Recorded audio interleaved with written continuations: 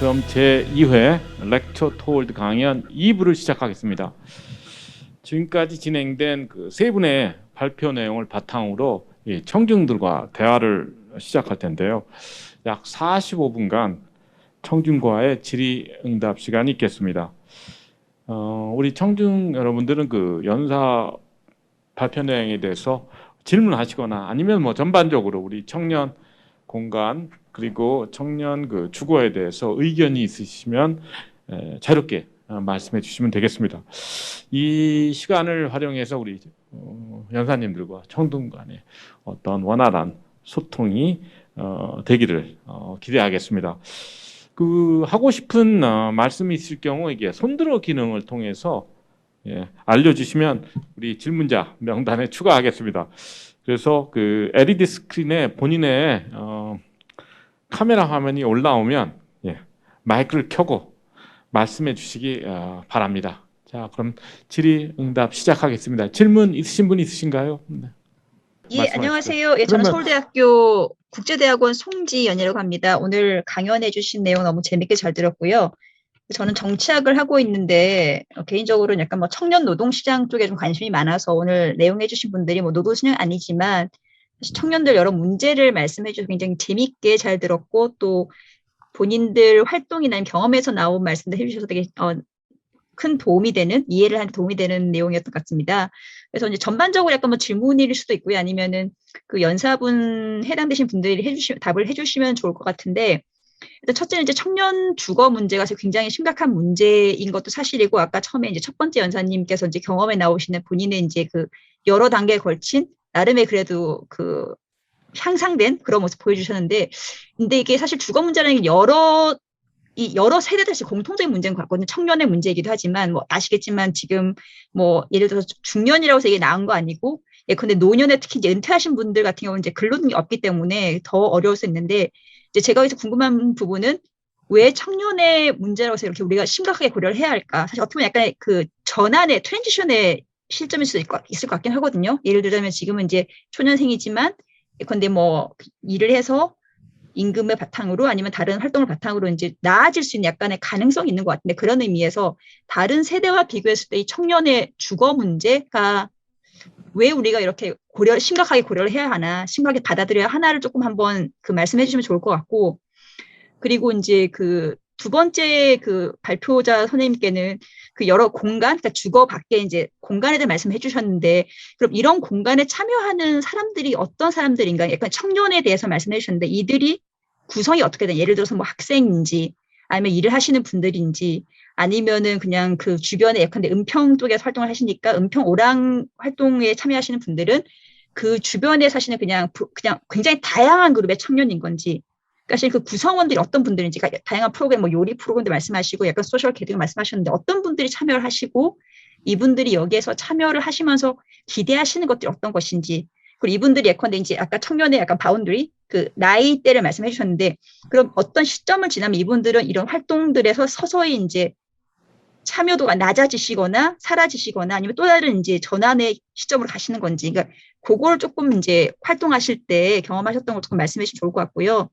그 마지막 그 발표자 선생님들 굉장히 이제 도시 재생 사업 그리고 약간 비즈니스 모델을 하셔서 너무 재밌게 잘 들었는데 이제 조금 이제 그 지금 하신 사업을 조금 더 자세하게 여쭤보고 싶다면 이 아까 한 10곳 정도 말씀을 하셨는데 이 지역이 사실은 어떤 지역 예컨대 뭐 서울이면 어떤 지역에서 어떤 그 약간 집중되어 있는 이런 지역이 있으신 건지 사실 도시 재생이라고 그러면 보통은 굉장히 도시 한복판에 약간 노후화된 지역이라든지 약간 특정한 이미지가 있는데 이게 지금 하시는 사업의 그 지역이라는 것이 뭐 서울이라면 서울 아니면 다른 곳에 다 이렇게 분산이 되어 있는지 아니면 특정 뭐 구라든지 동이라든지 거기서 집중을 하시는 건지 그러니까 그리고 아까 말씀하신 이제 여러 가지 모델을 그 사업 모델 그리고 사업 지역 사업 그 건물을 발굴하신다고 하시는데 그런 발굴 과정에서의 예컨대 가장 중요하게 생각하시는 게 무엇인지 그러니까 노후화됐다는 기본적으로 제가 받은 느낌은 약간 좀 액세스하기가 어렵고 동네 자체가 약간 슬럼화되어 있고 그래서 사실은 사람들이 살기에 그렇게 좋지는 않은 환경일 것 같은데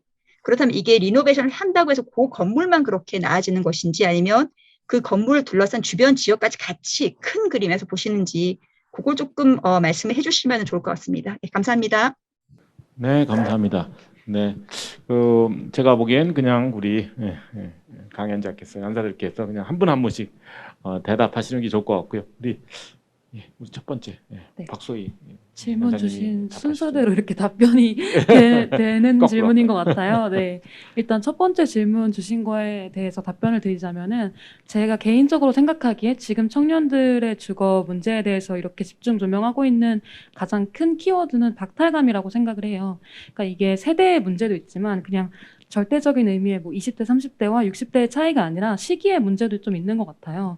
뭐 예를 들어서 지금 아까 말씀하셨던 것처럼 지금의 노년분들도 주거난을 겪을 수도 있는 것인데 이 노년분들이 지금 청년 나이대 20, 30대였을 때에는 적어도 지금보다는 주거 문제가 이 정도로 심각하진 않았다라던가 아니면 절대적인 그 주택의 금액이 지금처럼 이렇게 기하학적으로 증가하지 않았다거나 그런 시대적인 맥락도 있는 것 같아요. 근데 지금 현재 20, 30대들의 주거 문제에 대해서 이렇게 집중하고 있는 이유는 약간 제가 생각하기에는 박탈감이라는 키워드가 있는 것 같은데요. 이 박탈감이 무엇이냐면은 내가 아무리 노력을 하고 내가 남은 시기 동안 내가 60대가 될 때까지 열심히 노동을 해서 소득을 벌어도 저 주택은 내 것이 아니다라는 박탈감이 청년들 마음속에 다 있는 것 같아요. 제가 일례로 예시를 하나 들어드리자면은 얼마 전에도 좀 뉴스가 되었던 것인데 그 강남 지역에 있는 어떤 명품 그 매장의 건물주가 6살인 경우가 좀 있다고 하더라고요. 뭐 그 일대에 어떤 명품 거리가 있는데 거기 건물주분들의 나이를 보니까 뭐 6살, 8살 이런 식이더라. 이런 뉴스가 있었는데 그런 걸 보면 이제 20, 30대 청년들은 스타트선이 나는 남들보다 아예 다르다라는 거를 느낄 수밖에 없는 것 같아요. 근데 그게 이제 뭐 다른 요소가 아니라 집 같은 경우에는 살아감에 있어서 없어서는 안 되는 필수적인 존재잖아요. 이게 집이 없으면 당장 길거리에 나앉아야 되기 때문에 그렇기 때문에 좀 더 큰 박탈감을 느끼고 그 주제에 대해서 조금 더 이렇게 열띤 토론을 하게 되는 것이 아닌가 그렇게 생각을 합니다. 네, 감사합니다. 정도훈님.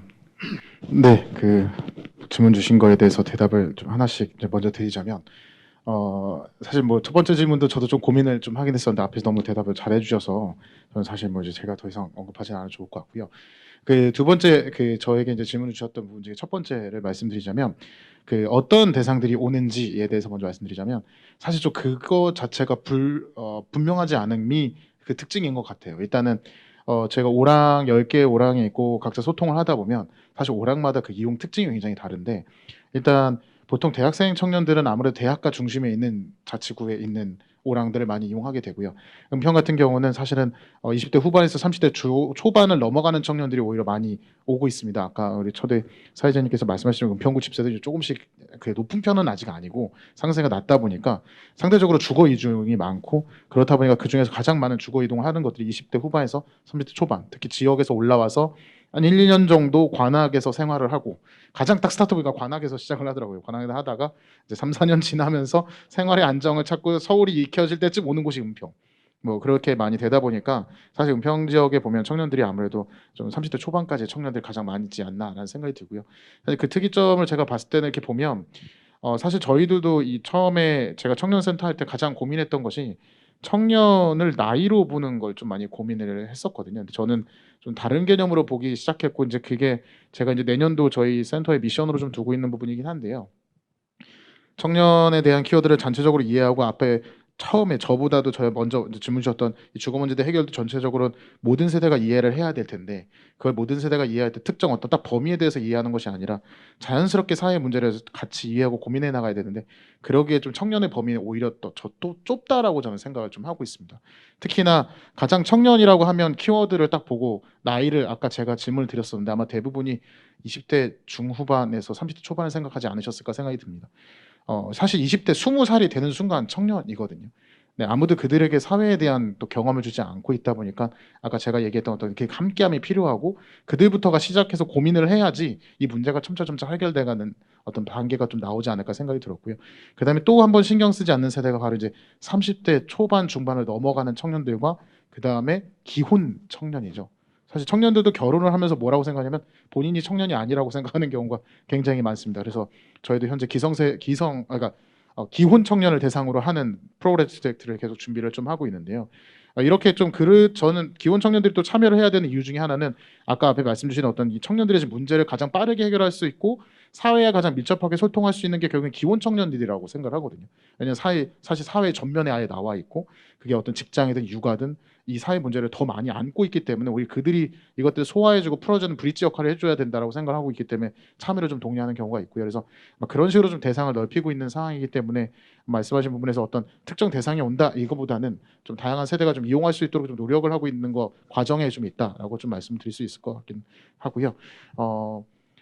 그 외에는 제가 특히 딱 이렇게 어떤 대답을 또 드려야 더 좋을지 모르겠다는 생각인데 순간 머릿속에 좀 들었던 건 주거 문제에 대해서 저도 조금 고민을 사실 이제 최근에도 또 다른 데 논의장에서 얘기를 했었는데 청년들의 주거 문제가 일단 가장 좀 서두에 쓰는 이유 중에 하나는 저는 좀 의식주라는 기본 키워드 안에서 들어있다 보니까 가장 핵심이 좀 되는 것 같고 사실 주거 이후에 지금 다시 떠오르는 문제는 식도 같이 먹거리에 대한 것들도 같이 떠오르고 있거든요. 사실 1인 가구가 만약 어느 정도라도 사회에서 도움 줘서 좀 해결이 된다면 사회적 주택이든 월세 지원이든 다양한 정책들은 해결이 된다면 그 다음이 바로 이어지는 게 먹거리 문제로 좀 많이 되는 것 같고 이 먹거리 문제가 결국은 좀 고립 청년으로 만들어내는 사회 분위기가 좀 있더라고요. 그래서 그런 과정에 있어서 가장 먼저 해결해야 되는 것이 주거이고 그런 다음이 식의가 순서대로 되지 않을까라는 기준에서 아마 좀 주거가 좀 더 포인트가 맞춰져 있는 거 아닐까 생각이 들고요.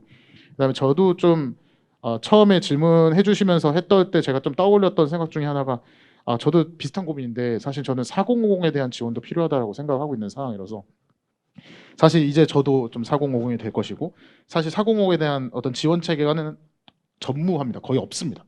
거의 없고 아예 없다라고 봐야지 뭐 거의 맞다고 보고 있어서 사실 그 지원 체계까지 이어가려면 현재 청년의 주거 문제들이 차츰차츰 사회 문제로서 두각되고 같이 해결해가는 과정이 있어야 아마 4050에 대한 또 지원도 그리고 또 결국엔 어떤 보편적인 사회복지 문화를 좀 만들어낼 수 있지 않을까라는 생각을 좀 갖고 있어서 좀 그런 발전이 좀 필요하지 않을까라는 생각을 갖고 있습니다. 우리 박준길 대표님. 예. 아까 질문자 분께서 해주신 질문이 두 가지였던 것 같은데요.